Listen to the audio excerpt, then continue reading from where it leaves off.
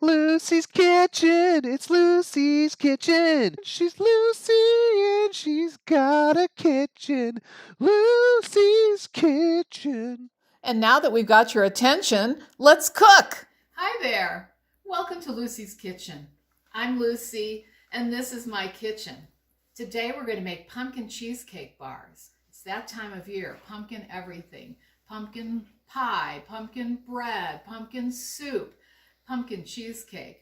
Well, it's one of my favorites, and it's super easy to make.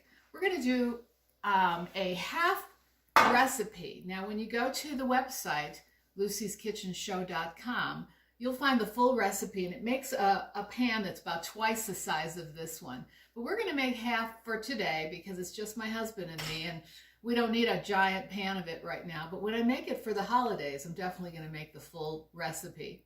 So we're going to start by preparing our pan. Pumpkin cheesecake is super easy, and we're going to do the whole thing in our food processor. And so the first thing we want to do is take some melted butter, put it on the pan. We're buttering the pan with a little bit of the melted butter. And one of the things that this does is it lets us put the parchment down on the butter. And later, when this is all done, it'll give us a nice, easy lift for our cheesecake. Okay, because we're going to make this cheesecake, and later we're going to lift it out. We're going to cut it into squares on a board. So I'll show you that when we get there. Right now, we just want to get our pan ready. So it's ready. Next thing, we want to get all of our ginger snaps crumbled. Now, if you don't have a food processor, you can still make this recipe. You just have to smash these with a rolling pin in a plastic bag or however you want to do it. But this makes it super, super easy. And if you have a food processor that you have forgotten you even own, now's the time to get it out. This is a great use of this machine. The entire recipe can be made in this.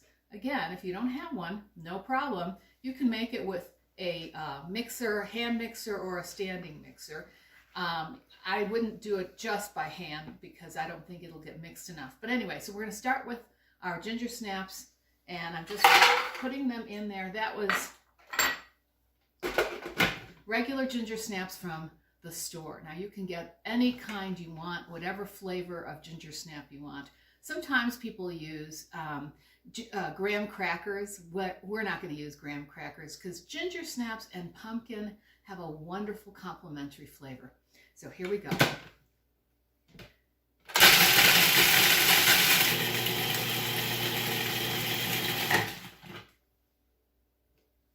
That's pretty close. Now, these are not completely crumbled, but they're very close to being completely crumbled, and I think we can use them this way. It's okay if our crust has a little bit of texture to it. The easy thing we're going to do next is just pour them right into the melted butter. So I'm just going to get my melted butter close by. Actually, I better do that. 2 hands. All right, and we're just going to pour them in. All right, take your spatula and mix them up until you get them all buttered. And it'll be kind of like wet sand, and that's about the texture we're looking for here. Just mix them by hand, super easy. That's it. Okay, that took 2 seconds. Now, back to our pan.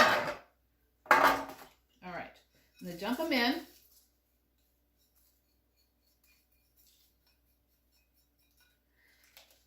We can use our spatula, or you can use your fingers, whatever. But what we're trying to do is make a nice even crust in the bottom of this pan.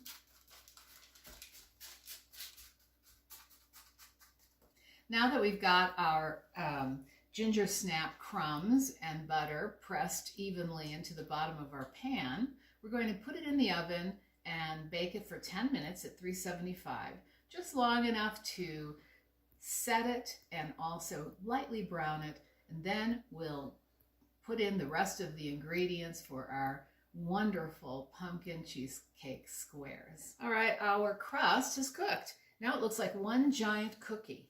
It's nice and solid, It's lightly brown. Don't forget, we started off with ginger snaps, and they tend to be a little brown to begin with, but it's also baked brown. So now we're good. We have to let this cool completely before we add any filling. I'm going to set it aside while we compose the rest of our pumpkin cheesecake filling. We're going to start again with our food processor. Now, you don't have to clean it out. That's one of the beauties of using the food processor. You can just leave the crumbs in there. It won't matter one bit. And I've got cream cheese. We want full-fat cream cheese, and it's because it is better tasting. I think you can experiment. Try it with low-fat or non-fat, but I think this is the way to go. This is the way I like to do it, of course. And we're also going to put in our sugar, and we're going to process these together until they're nice and creamy. Wrong way. There we go. Okay, we're going to start by pulsing.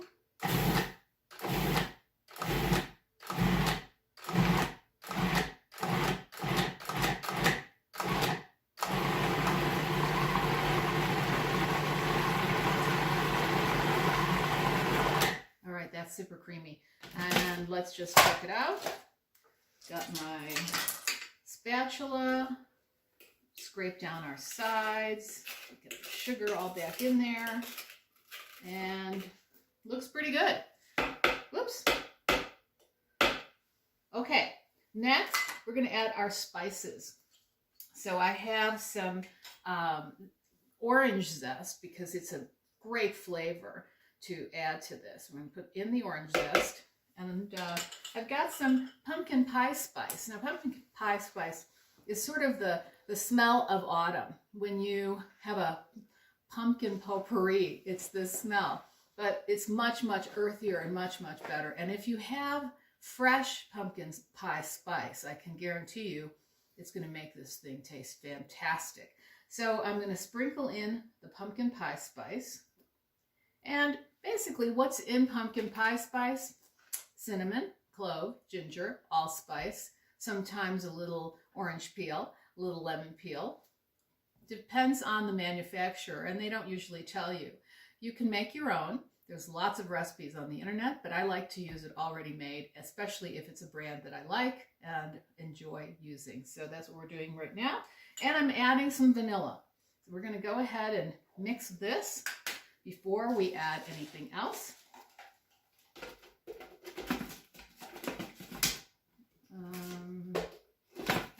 Okay, got it. Okay, now we're going to add our eggs, and we're going to put them in one at a time so that they get incorporated well.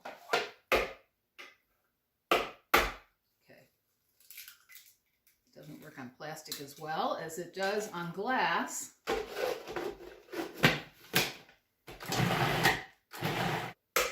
we go.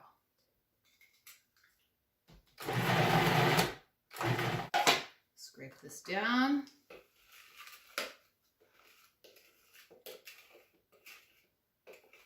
All right. We want to make sure that this is mixing consistently. So I've got some lumps of cheese in here, which still need to be incorporated. But once we're done adding all of our eggs, we should have no issues. So here's my third egg. And again, remember, I'm making half a recipe. In the full recipe, you use 6 eggs.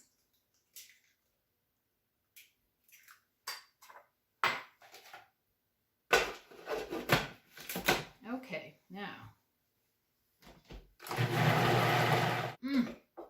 this has a marvelous smell. It smells like cheesecake, what can I say? And,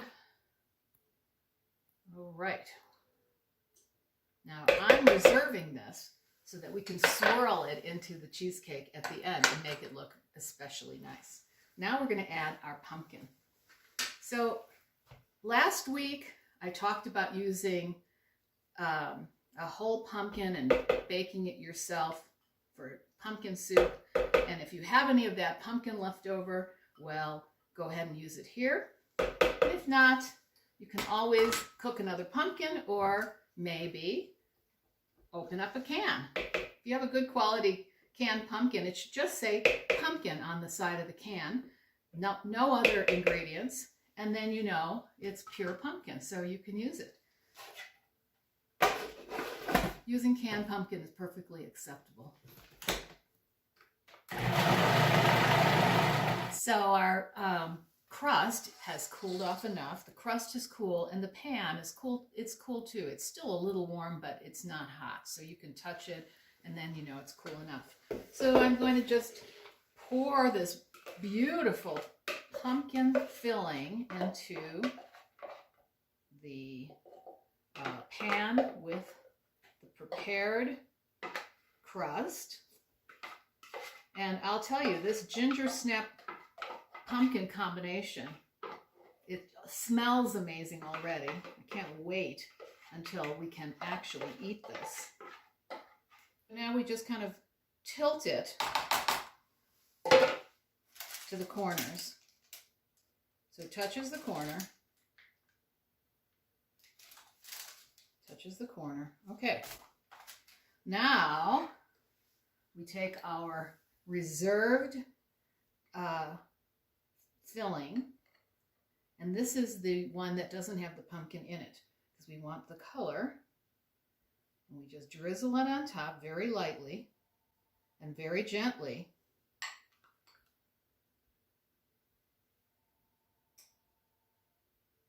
This is the secret. So we take our skewer and we just run it through the entire cake, kind of mixing the batter together. And we don't want to mix it too much, but you can go back and forth a couple of times. And that's all there is to it. Easy peasy. Simple ingredients, simple preparation. And now we'll bake our pumpkin cheesecake squares for 45 minutes. Later, we're going to just let it cool. In fact, we want to cool this for at least a couple of hours in the refrigerator. You can actually make it the day before and chill it overnight. It needs to chill so that it really sets. So I'll see you back here when our cheesecake is done. Okay, it's been 3 hours since we took our pumpkin cheesecake out of the oven. And now I'm going to remove it from the pan and put it on here so we can cut it into squares. First of all, take a knife and just cut along the edge of the cheesecake to make sure that it comes up from the side where it does not have parchment. And just kind of feel along the way. And let's see. Whoops. Let's try to lift it. Okay, perfect. Right on the board. Great. Okay. Now, the beauty of this dessert is that you can cut it into as big or small squares as you want. So if you have more than one dessert, you know, you can cut this into 16 pieces, but I'm going to cut it into 9 pieces so we get perfect little thirds this way. Oh, yeah. Okay. And then they will be perfect squares. So now if you're making the full recipe, you can get a minimum of 15 pieces out of it, maybe more. And, oh gosh, beautiful, perfect. And you can serve this individually, or you can put all these pieces on a platter for people to serve themselves if you'd like, but let's just get one of them on my plate. And ta-da, beautiful cheesecake square. Move this aside and I'm going to have a taste. Now, I'm guessing that this is going to be delicious. Let's find out.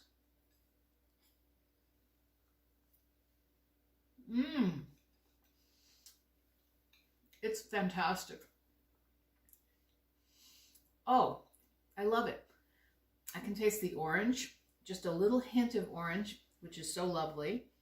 The pumpkin, of course, is very subtle. The spices are also quite subtle. It really feels very cheesecakey with just a bit of pumpkin hint, even though there's quite a bit of pumpkin in here. I think your friends and family will love it. I hope you'll give it a try. And if you do, please let me know how it turns out. I'd love to hear from you. And that's it for today. Thank you so much for joining us here at Lucy's Kitchen. Don't forget to like and subscribe, and come back next time when we share more delicious recipes from my kitchen to yours.